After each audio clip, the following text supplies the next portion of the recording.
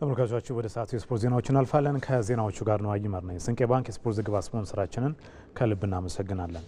የኢትዮጵያ ስፖርት ላለፉት ዓመታት የጭቅጭቅና የንትርክ እየሆነ መምጣቱ በብሔራዊ ቡድኖችም ላይ ውጤት ላይ ያሉት ተጽዕኖ እያሳደረ መሆኑ ተገለጸ። የኢትዮጵያ ብሮድካስቲንግ ኮርፖሬሽን ባዘጋጀው የውይይት መድረክ የተሳተፉ ምሁራን እንደገለጹት የኢትዮጵያ እግር ኳስ መዋቅራዊ ለውጥ እንደሚያስፈልገውም ተናግሯል። አዲስ የሸዋስ ተጨማሪ ዘገባ አለው። ያለበት ህዝቡን አስቀይመናል ብዬ አስባለሁ።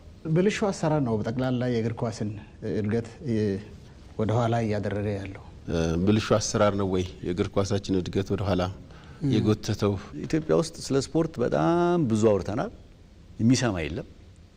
የሚሰማው ደግሞ አይሰማውም። የኢትዮጵያ ስፖርት ባለቤት ከሆኑት ተቋማት መካከል አንዱ የኢትዮጵያ ብሮድካስቲንግ ኮርፖሬሽን ነው። የኢትዮጵያ ስፖርት እድገትም ሆነ ውድቀት ይመለከተኛል ያለው ተቋሙ ባለፉት ቀናት የኢትዮጵያ እግር ኳስ ውድቀትን በተመለከተ ተከታታይ ውይይቶችን አዘጋጅቷል። የኢትዮጵያ እግር ኳስ ችግር ምንድን ነው? አሸናፊ ብሔራዊ ቡድንስ እንዴት እንገንባ? በሚል ዛሬ ከምሁራን ጋር ውይይት አከናውኗል። በተለያዩ የአገሪቱ ዩኒቨርሲቲዎች የስፖርት ሳይንስ መምህራንና ተመራማሪዎች ጋር በተደረገው ውይይት የኢትዮጵያ ስፖርት የጭቅጭቅ እና የንትርክ መድረክ እየሆነ መምጣቱ ተነስቷል። ላለፉት 2 አስርተ ዓመታት ምናምን ሊሆን ይችላል የስፖርት ብራንድ ኢትዮጵያ ውስጥ በጣም እየወረደ ነው የመጣው። በጣም የጭቅጭቅ፣ የንትርክ፣ የውዝግብ እኛም እዚህ መተን ደግሞ ሚዲያ ላይ ጭራሽ እናዳብረዋለን። ለምን ሌላ ቦታ ስለማንደመጥ አትሊስት እንደ አንድ ኃላፊነት እንደሚሰማው ሰው ማህበረሰቡን ማስተማርም ስላለብን ለፖሊሲ ግብዓት የሚሆኑ ነጥቦችን ማሳየት ስላለብን መተን እናወራለን። ያም ተደማምሮ ማህበረሰቡ ውስጥ ከፍተኛ የሆነ ስፖርት ላይ እንትን አለው። በቃ የሆነ ካልቸር የተፈጠረ ነው። ባይዘው ኦሎምፒክ መጣ፣ የሆነ ውዝግብ አለ። አትሌቲክስ መጣ፣ ምርጫ መጣ፣ እግር ኳስ መጣ፣ ግጥሚያ መጣ። ሁሉ ጊዜ ህዝቡ ውስጥ የሆነ እንትን እየፈጠረ ነው። ጥቁር ጠባሳ በጣም እየፈጠረ ነው። ህዝቡን ያክማል ያልነው ማህበረሰብን ያክማል ያልነው ሴክተር ጭራሽ ጠባሳ በጠባሳ አርጎት አሁን በቃ አትሊስት የህይወት አንድ አካል ስላልሆነ ትቶት ቁጭ ያለ እንደዛ ደረጃ ደርሷል። ብዙ ተከታይ ያለው እግር ኳስ ለዚህ ምቹና ተጋላጭ መሆኑን አንስተዋል። ዘርፈ ብዙ ችግሮች አሉ የተጠራቀሙ በጣም የበዙ ከአወቃቀር ጀምሮ የኮሚቴዎች አወቃቀር በራሱ ሊፈተሽ ይገባል። እግር ኳስን የሚመሩ አካላት በምን አይነት መልኩ በምን ምዘና ነው እዛ የሚዋቀሩት? ቴክኒክ ኮሚቴው ራሱ እንዴት ነው የተዋቀረው? የሚያውቁ ባለሙያዎች መሆን መቻል አለባቸው። ይሄ ብልሹ አሰራር ባለበት ሁኔታ ደግሞ ፖቴንሻል ፐርፎርማንስ ሊሆን አይችልም። በቃ ማለት ሳቦታጅ አድርገዋል። በቃ ራሳችን በራሳችን ስፖርትን ሳቦታጅ አድርገነዋል። በቃ ጠልፈን ጥለነዋል። እግር ኳስ ኢሰንሱን አጥቷል። ውስጣዊ ማንነቱን አጥቷል። እግር ኳሱን ለመምራት የሚመጡ ግለሰቦች ወደ አመራርነት የሚመጡበት መንገድም የተበላሸ እንደሆነ ነው ምሁራኑ ያነሱት። አመራሮች እንዴት ነው ወደ አመራር ቦታ ላይ የሚመጡት ብሎ የሚለውን ነገር ካሰብ ነው ከአመጣጡ ጀምሮ የተበላሸ ነገሮች ይስተዋላሉ።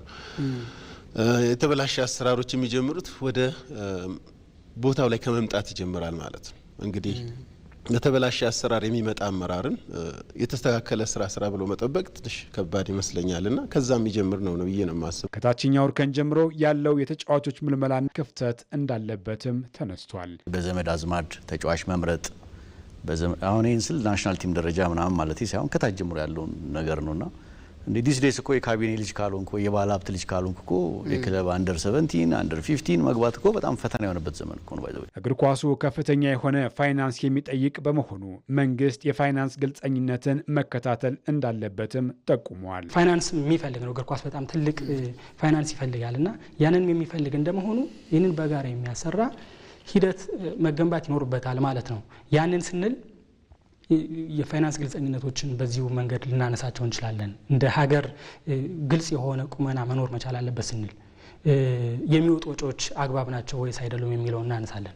ስፖርት የሆነ ቻሪቲ የሆነ በድጎማ ተሰጥቷል ብር ከዛ ብሩን ይጨርሰው ከዛ ኔክስት ደግሞ ተሰጥቷል። እንደዛ አይነት ሜንታሊቲ ያለው መንግስት ነው ብዬ ነው የማስበው። መንግስት ስል እንግዲህ ያው በተዋረድ እስከ ታችኛው ይሄዳልና ከባህልና ስፖርት ሚኒስቴር እንደ ከስፖርት ካውንስል ጨምሮ ከዛ ጀምሮ እስከ መጨረሻው ድረስ ኤሊት ስፖርት የምንፈልግ ከሆነ እንዴት ነው የምንፈልገው? ምንድን ነው የምንፈልገው? ለምሳሌ አላቅም ሩቅ እንደሆነ ምሳሌው እንጂ የቻይናን ኤግዛምፕል ብንወስድ በ2050 ቻይና ዓለም ዋንጫን ታዘጋጃለች፣ ዓለም ዋንጫን ትወስዳለች የሚል የሚሰሯቸው የሜዳዎች ብዛት፣ የሚያሰለጥኗቸው ተጫዋቾች ብዛት፣ የሚያሰለጥኗቸው አሰልጣኞች ብዛት የሚሰሯቸው የፉትቦል ስኩሎች ብዛት በቁጥር ተቀምጠው በየአመቱ ቼክ የተደረገ የሚታይ ነገር አለ። እኛ ልማትን ብለን አልወሰድ ነው ልማትንም ማስራራ አልቻለም። ከዚህ በተጨማሪ እንደ ሀገር የስፖርት ውድቀት በሚታይበት ጊዜ መንግስት ኃላፊነት ወስዶ መስራት እንዳለበት ነው በውይይቱ የተሳተፉ ምሁራኑ የገለጹት። የመንግስት ትልቅ ኢኒሼቲቭ ቢገባበት ስፖርቱ ላይ የመንግስት ስፖርቲንግ አምቢሽን ምንድን ነው? እኔ እስካሁን ይህን መልስ አላገኘሁትም። እውነቱን ለመናገር ወጥቶ ተገንነቱን የሚያሳይም የመንግስት ተቋም የለም። እንዲሁም ዲስ ዴይስ አዲስ ፋሽን መጥቷል። መደበቅ፣ ከህዝብ ጥያቄ መሸሽ። ወደ ሌሎች ዜናዎቻችን አልፋለን። በኢትዮጵያ ሴቶች ፕሪሚየር ሊግ 15ኛ ሳምንት ተስተካካይ ጨዋታ ቦሌ ክፍለ ከተማ ከቂርቆስ ክፍለ ከተማ 1-1 አቻ ተለያዩ። ጨዋታው በተጀመረ በ7ኛው ደቂቃ ጤናዬ በሌታሞ ቦሌ ክፍለ ከተማን ቀዳሚ ብታደርግም ስራ ይርዳው ቂርቆስ ክፍለ ከተማ ነጥብ ተጋርታ የወጣችበትን ግብ ከመረብ ማሳረፍ ችላለች።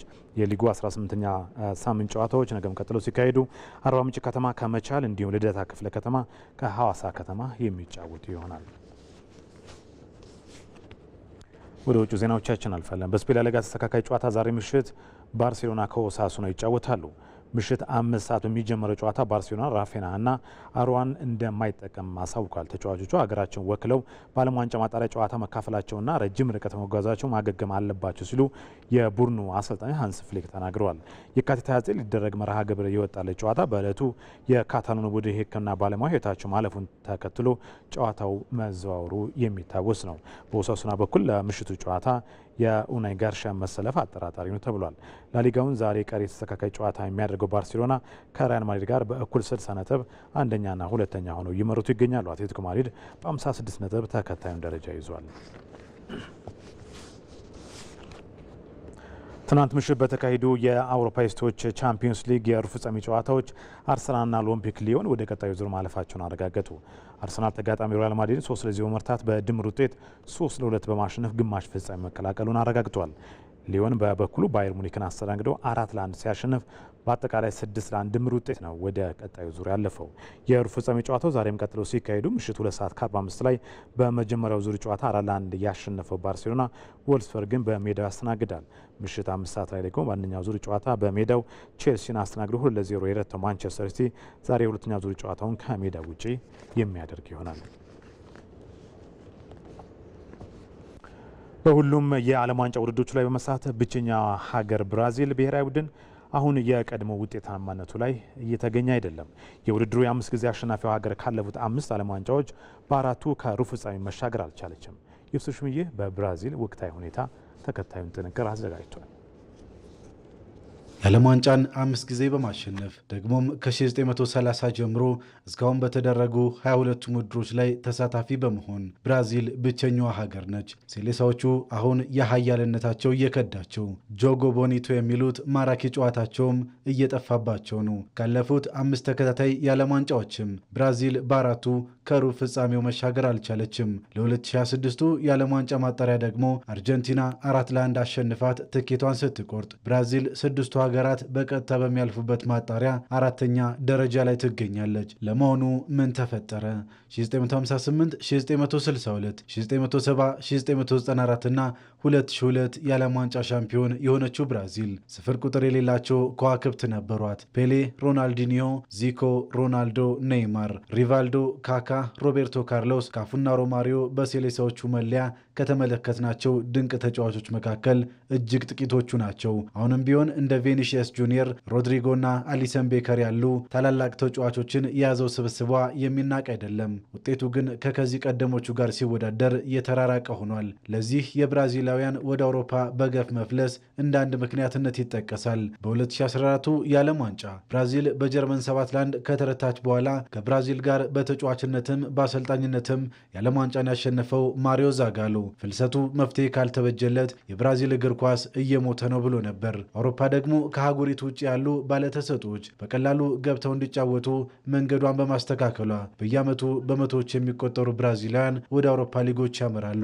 የዛጋሎና መሰሎቹ ሀሳብ ታዲያ እነዚህ ተጫዋቾች ወደ አውሮፓ ሲያቀኑ የብራዚል የውስጥ ሊጎች እየተዳከሙ የሀገሪቱ የጨዋታ መንገድም እየተበረዘ መጥቷል የሚል ነው። በብራዚል የውስጥ ሊጎችና በአውሮፓ ያለው የእግር ኳስ የጨዋታ መንገድ መለያየት ለብሔራዊ ቡድኑ ፈተና ሆኗል የሚለው ሀሳብም በብዙ ባለሙያዎች ይደገፋል። እነዚህ በተለያየ የጨዋታ ዘይቤ በአውሮፓና በዛው በብራዚል ሲጫወቱ የቆዩ ተጫዋቾች ብሔራዊ ቡድን ላይ ሲገናኙ የቅንጅት ችግር ፈጥሮባቸዋል ነው የሚባለው። በ2022 የዓለም ዋንጫ ሴሌሳዎቹ በክሮኤሺያ የተሰናበቱበት መንገድም ለዚህ ማሳያ ይሆናል። የሰሞኑ የአርጀንቲና የ4-1 ሽንፈትም ድንገት የተፈጠረ ክስተት አይደለም ይላሉ ተንታኞች። ቡድኑ ከጨዋታ ጨዋታ ግልጽ ስትራቴጂ የሌለው በጨዋታ የሚበለጥ ውጤት የሚያገኝ ሆኖ እየታየ ነው። ኮከብ ተጫዋቾች በግል ጥረታቸው ልዩነት ለመፍጠር ሲሞክሩም ይታያል። ብራዚል ኮሎምቢያን ስትረታ ቪኒሺየስ ጁኒየር በጭማሪ ሰዓት ጎል አስቆጥሮ ቡድኑን የታደገበት አጋጣሚ ለዚህ ማሳያ ይሆናል። ሴሌሳዎቹ እንደ ቡድን ግን ማጥቃትን መከላከልም የተሳናቸው ሆኗል። ብራዚል ኮከብ ተጫዋቾች የማምረቷን ያህል ውጤታማ አሰልጣኞችን አለማፍራቷም ሌላኛው ፈተና ነው። የሀገሪቱ ክለቦች ሳኦፖሎና ፓልሜራስን ጨምሮ በርካቶቹ የሚሰለጥኑት በፖርቹጋላውያንና በአርጀንቲናውያን አሰልጣኞች ነው። ከሀገሪቱ ሊግ የተገኙትና አሁን የብራዚል ብሔራዊ ቡድንን የሚያሰለጥኑት ዶሪቫል ጁኒየርም ከአቅም ጋር በተገናኘ ትችት እየበረታባቸው ነው። በፖርቹጋላዊው ሆርጌ ሄሱስ አሊያም ፍላሚንጎን እያሰለጠነ በሚገኘው ፊሊፕ ሉዊዝ መተካት አለባቸው የሚሉ ድምፆችም እየተሰሙ ነው። መፍትሄውም ከአርጀንቲናው ሽንፈት በኋላ ቪኒሺየስ ጁኒየር እየተናገረው ይመስላል። ቪኒሺየስ ሁሉንም ነገር እንደገና ቆም ብለን ማሰብ፣ የጠፋብንን መንገድ ፈልጎ ማግኘትና ወደ ቀደመ ቦታችን መመለስ የግድ ይለናል ሲል ነበር የተደመጠው። የሴሌሳዎቹ ደጋፊዎች ህልምና ምኞትም ይህ እውን ሆኖ ማየት ነው። ተመልካቾቻችን ለሰዓቱ የነበሩ ስፖርት ዜናዎች እነዚህ ናቸው። ጤና ይስጥልን።